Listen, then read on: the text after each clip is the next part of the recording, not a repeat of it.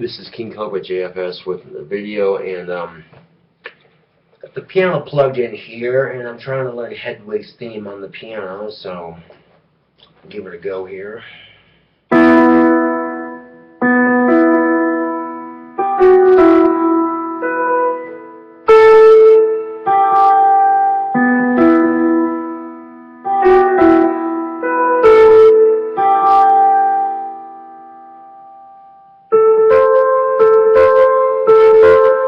That's all I know of it so far, but that's not bad considering I've never actually taken the lesson on the song, and I'm mostly playing by ear, so.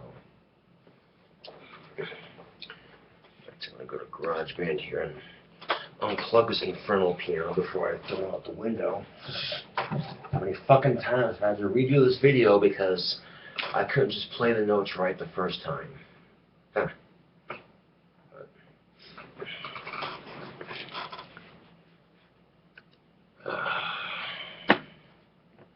There's that.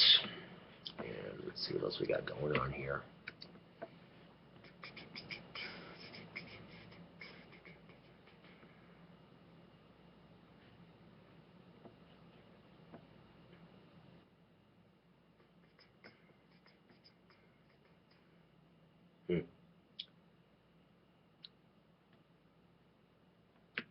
What if there's any good stories to report on? Let's see.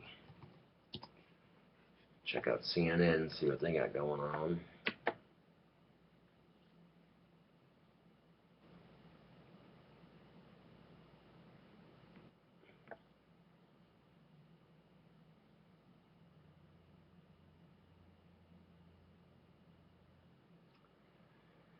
Oh boy, another church official sexually assaulting children. Here we go again.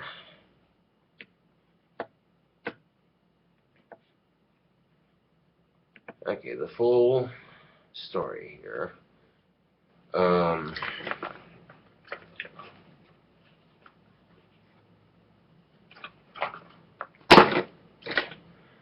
Victor Bernard, 52.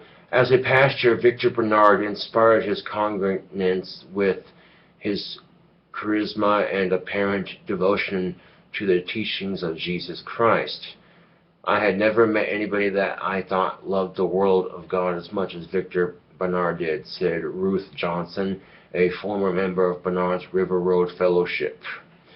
He was a pastor. He basically took personal care in people, invested into him, and tried to bring the best out of you, said David Larson, a former leader of River Road Fellowship, which consisted of about 10 to 15 members. Okay.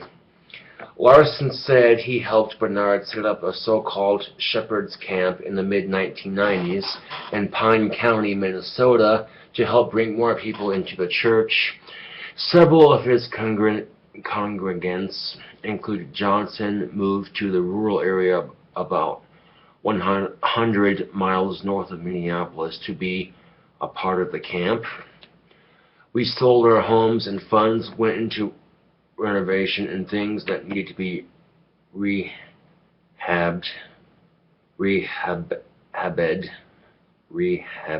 or rehabbed, I guess, rehabbed. Okay. Johnson said some congregants who had experience in construction and electrical work helped set up the camp, he said. Pine County Sheriff Robin Cole said the congregation kept to themselves. Bernard also traveled across the country trying to recruit new members into his fellowship, including Lindsay Tronable's parents in Harleysville, Pennsylvania. I'm not sure how you pronounce that. So, Harleysville, Pennsylvania, outside Philadelphia.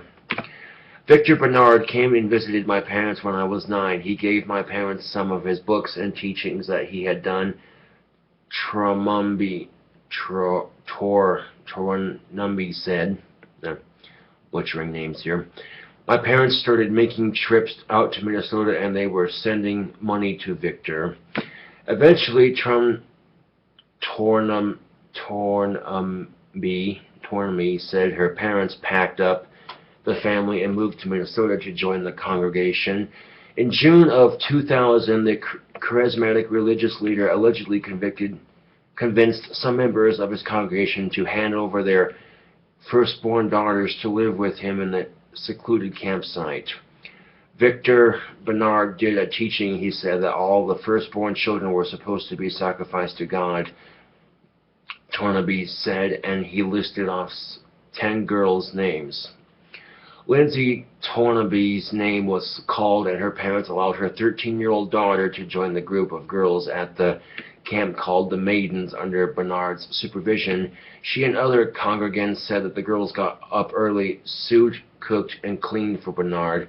Everything that a wife would do, they did for him, said Johnson. He taught that in the Bible the church was the bride of Christ, and because he was Christ in the flesh, the church was supposed to be married to him. Wow. Tornaby said, at the time I didn't really understand the fullness of what it meant. About a month after her parents had dropped her off at the camp, Tornaby said Bernard started having sex with her and warned her not to tell anyone. Victor told me that if I told anyone I would receive damnation from God, she said. Then she later learned he was allegedly having sexual relations with other girls as well as some of the married women at the camp. Police first became aware of Bernard in late 2009-2010 when some men from the congregation alleged that he was sexually abusing their wives, according to Sheriff Cole. There was a rumor that there was a group of young girls that were these maidens and that something may be going on, Cole said. But no one was coming forward saying, I saw it, I know exactly what happened, and we certainly had no victims at the time coming forward saying, I'm making an allegation that he sexually abused me.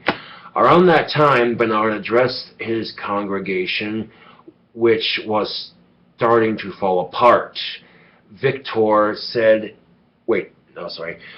had told us that there were people speaking evil of him in the church, and it was time for him to leave Minnesota.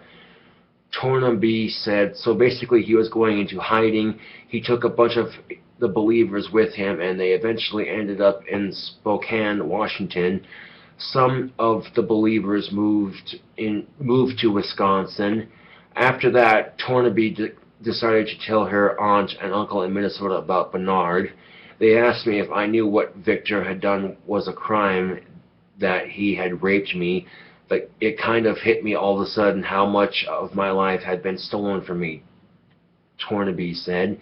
In 2012, she told police investigators that Bernard had sexually assaulted her 1 to 3 times a month from age 13 until she left in 2010 at age 22. A short time later, another female from the congregation came forward with similar allegations. In April 2014, prosecutors charged Bernard with 59 counts of criminal sexual conduct with 2 young girls while they were members of his church, and a nationwide manhunt ensued. Just this month, Washington State Patrol reported a credible tip that Bernard was in Raymond, a coastal town about 2 hours outside Seattle. On August 13th, they believe Bernard may have been in the area for at least a week. Previously, he's been spotted in Spokane, Washington area. Victor Bernard is athletic and has played football and hockey in the past. He's been known to ride a motorcycle. Tornaby, now in her late 20s and expecting her first child, still has nightmares about her experience in Minnesota. She severed her relationship with her mother and sister because they still support Bernard even after she told them what he had done to her. I still have 2 sisters and my mom out in Washington State, still believing this man who raped me when I was 13, Tornaby said. My heart is to help them, for them to get out. I mean, at this point, I feel like they're brainwashed. On the run since April 2014, the crime charged with 59 counts of first-degree criminal sexual conduct. Where could he be? Last seen in Raymond, Washington, outside Seattle, but he should what he could be overseas, possibly in Brazil. Wow. Okay, people like this just make me sick. Okay. And the reason being, YouTube, is because, well, quite frankly, you know, Jesus was a peaceful man and all that, and you're turning his name and soiling it by brainwashing people like that. It's just disgusting, absolutely disgusting.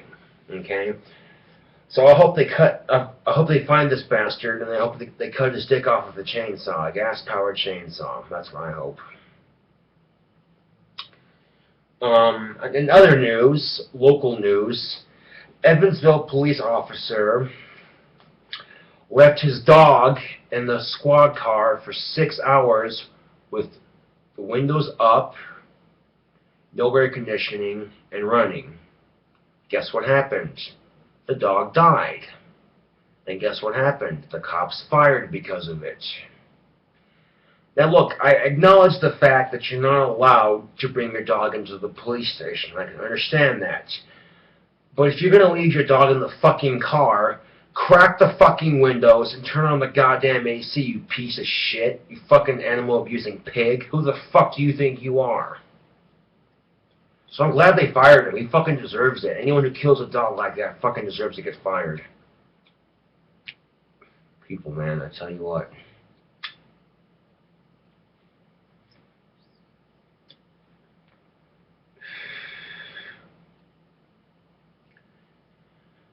So, wow. And you wonder why a lot of people are a lot more hesitant to join the church because of shit like this, because of crazy psychotic assholes like this who say, you have to fuck me to be one with Jesus. You know what I'm saying? You know, so again, you know, that's just something you gotta be careful. I mean, obviously not all churches are like that, but the ones that are give a lot of churches a bad name, unfortunately. So, you know, people like him, you know, it boggles my mind. Okay. So if you want to see that story, go check it out on CNN.com. See for yourself.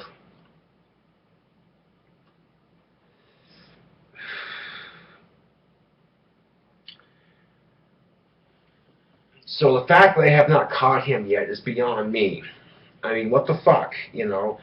And the sad part of it is, this poor girl's sister and mother still believe in him, and they still worship him and follow him, even though he raped one of their family members.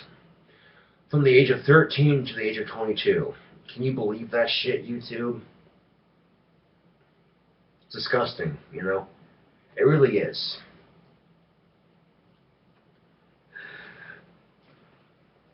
So, I mean, if he was just teaching him to cook and clean and sew, that's one thing. I can understand that to a certain point, I guess. But then he took it a step further, you know. I mean, even if he'd waited until these young girls were 18 years of age or older, it still wouldn't be as bad, but still, you know. What the fuck?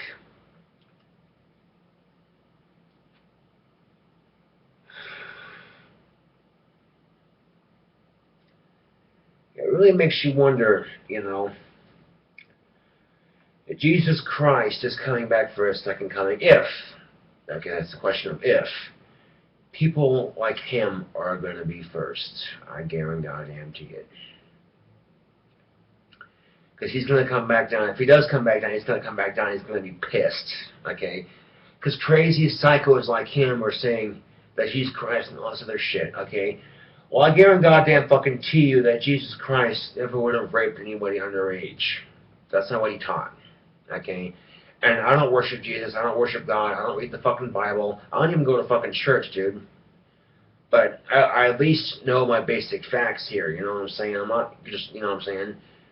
This is why I have a deep-seated hatred for Christianity, because of shit like this, you know? As someone commented, oh, why don't you put your deep-seated hatred for religion somewhere else, Josh? Like, towards the extremist Muslims who cut off women's clits because of blah, blah, blah, blah, blah. And I disagree with their beliefs, too. You know, this is the fucking problem with religion in general. Not all religion, but the vast majority of it is look what it does to our society, and any society for that matter. You know, it's disgusting.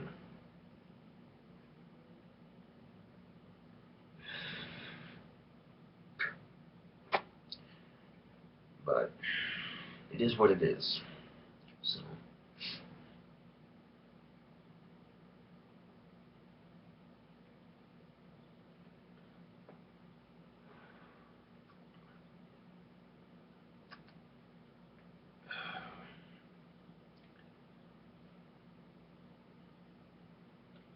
You know, that's just the thing. They wanted to go to this camp, you know, and live with them. That's a little suspicious from the get-go. And it was just for the summer, then be a little less suspicious. But you know, this is ridiculous. People raping underage women in the name of Jesus Christ. And as a good Christian out there, that has to really piss you off, doesn't it? It pissed me off if I was a Christian, but I'm not. So.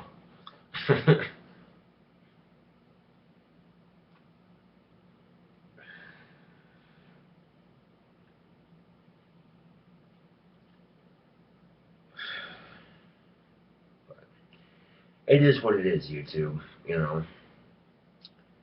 I mean, it sucks, but unfortunately, that's the society we live in these modern times, you know. It's been going on for quite some time, actually. There's been numerous cases of shit like this happening, you know, and it's disgusting, you know. And then they pull the whole, if you tell anybody, you'll be damned by God, or some stupid shit like that. And they're so devout to their belief that they actually fall for it. And it's disgusting how they use their belief to and create fear if they, you know, tell or whatever. And it's just, ugh, it's disgusting. It makes me sick to my stomach, YouTube. It really does. So I hope they catch this Victor bastard. And I hope, like I said, I hope they cut his dick off with the fucking gas-powered chainsaw. Okay, that's what I hope they do. Okay, and then choke him with some rosemary beads, just for good measure.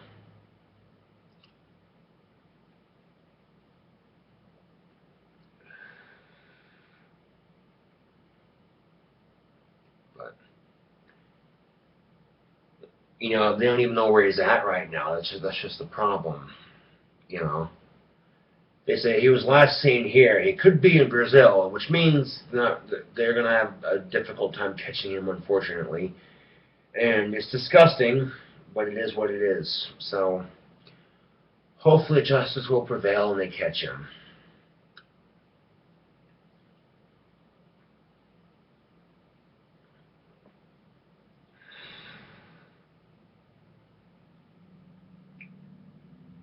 So,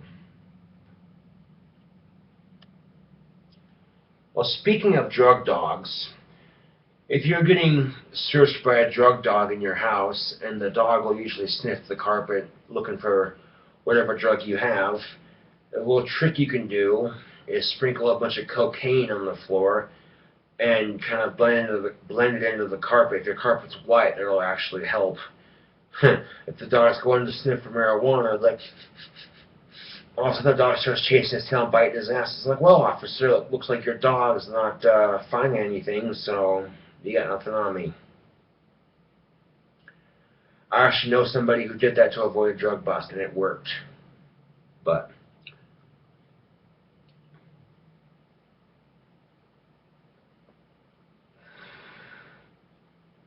man,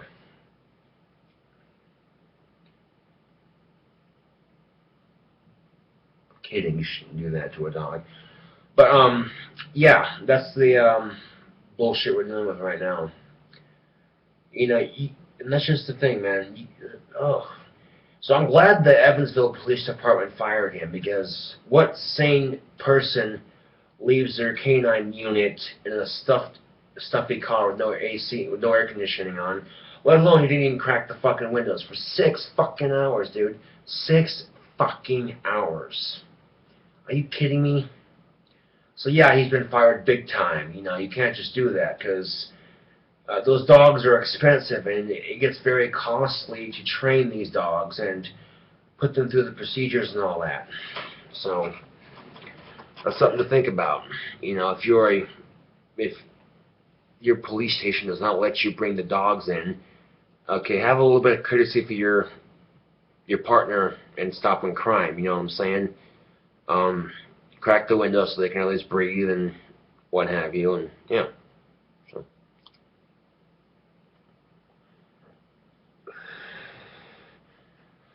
Well, anyway, this is KingCobraJFS with another video. Thanks for watching. See you later.